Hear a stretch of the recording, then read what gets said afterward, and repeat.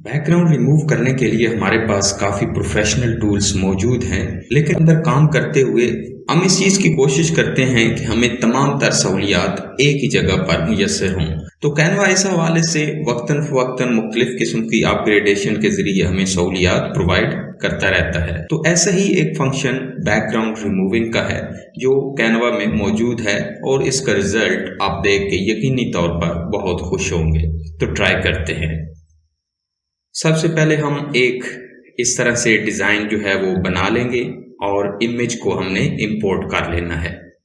इस तरह से हम इमेज को इंपोर्ट कर लेंगे। अभी आप देख रहे हैं हमारी इमेज अपलोड हो रही है।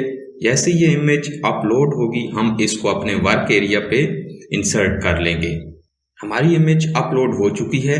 अब हम इसको इस तरह से इंसर्ट कर लेंगे। अब हम इसको थोड़ा स्ट्रेच करते हैं ताकि ये हमारे बैकग्राउंड के साथ ज़रा एडजस्ट हो जाए।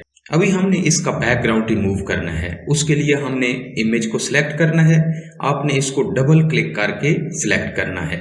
इस तरह से इफेक्ट्स में आएंगे और यहाँ पर जो पहले नंबर पर ऑप्शन मौजूद है बीजे रिमूवर का, इसको सिलेक्ट कर लेंगे। अभी थोड़ी ही देर के बाद बैकग्राउंड रिमूव हो जाएगा जी। तो आप देख सकते हैं कि कितना क्लीन बैकग्राउंड रिमूव हुआ है। अब हम इसको थोड़ा एडजस्ट कर सकते हैं इस तरह से। अगर आप चाहें तो इस तरह से इसकी क्रॉपिंग भी कर सकते हैं। स्मार्ट क्रॉप का ऑप्शन भी मौजूद है जिसे आप यूज कर सकते हैं।